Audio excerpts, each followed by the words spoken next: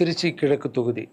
So நெறைய இடத்துல பார்த்தீங்கன்னா, திருச்சி தொகுதியில லாரன்ஸ் மாஸ்டர் நிற்கிறாரு. நெறைய பேர் அண்ணா நீங்க வாங்கண்ணா, நீங்க வந்தா நாங்க ஓட் போடுறோண்ணா, வெல்கம்ண்ணா இதெல்லாம் சொல்றீங்க. நான் ஷூட்டிங் போற இடத்துல நான் ஏதாவது ஆஃபீஸ் போனா கூட, வாங்க எம்எல்ஏ சார் திருச்சி தொகுதியில நிற்கிறீங்களா? எல்லாரும் சந்தோஷமா கூப்பிட்டீங்க, அன்பா கூப்பிட்டீங்க. உங்க அன்புக்கு எல்லாருக்கும் நன்றி. பட் அது எது தர்மம்னு ஒண்ணு இருக்குல்ல, என் மனசுல இருக்கிறத நான் இன்னைக்கு சொல்லிடுறேன் நானு.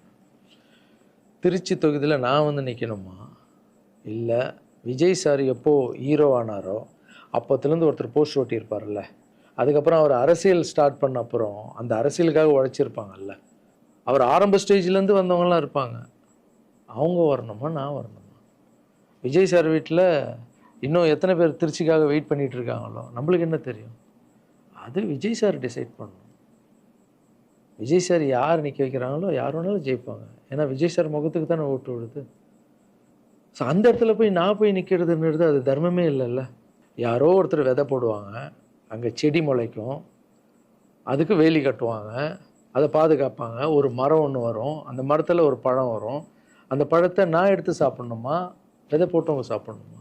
ஒரு வேளை நம்ம போய் சேரணும்னா எப்படி தெரியுமா சேரணும்? ஃபஸ்ட்டு உறுப்பினராக போய் சேரணும்.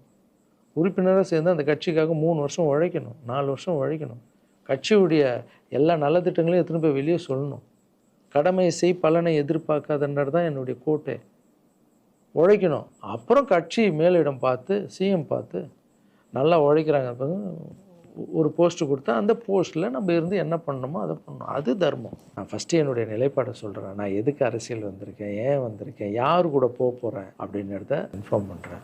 ஒரே ஒரு விஷயம் அவர்கிட்ட ஹெல்ப் கேட்க போகிறேன். எனக்காக இல்லை. எப்படி நம்ம ஹெல்ப் கேட்க போகிறேன்? கலைஞர் ஐயா இருந்தார். அவர் இருக்கும்போது நான் ஒரு சில குழந்தைங்கிட்ட ஆப்ரேஷனுக்கெல்லாம் ஹெல்ப் கேட்டேன். அவரும் பண்ணார். அதுக்கப்புறம் உதயநிதி ஸ்டாலின் சார், அவர்கிட்ட இப்போ தான் லேட்டஸ்ட்டாக ஒரு 2 மாதத்துக்கு முன்னாடி என்னுடைய மாற்றுத்திறனாளி பசங்க மல்லர் கம்பம் கற்றுக்கிட்டாங்க. மல்லர் கம்பம்னா ஒரு கட்டையை வச்சுட்டு அதுக்குள்ளே டான்ஸ் ஆடுறது கஷ்டப்பட்டு கற்றுக்கிட்டாங்க. அவங்களுக்கு ஷோஸ் எல்லாம் வேணும்னு அவர் நம்பர் என்கிட்ட இல்லை, கேட்டு வாங்கி ஒரு வீடியோ அனுப்பிவிட்டேன், அவ்வளோதான். அவர் என்ன பண்ணார்னா, ஸ்டாலின் சார் சிஎம் சாருக்கு இதை அனுப்பி கேட்டு ஒரு வாரத்தில் சிஎம் சார் முன்னாடியே ஆட வச்சுட்டாங்க. ஸோ அவங்கெல்லாம் அப்படி பண்ணியிருக்காங்க. அப்புறம் அன்புமணி ராமதாஸ் சார் பண்ணியிருக்காரு.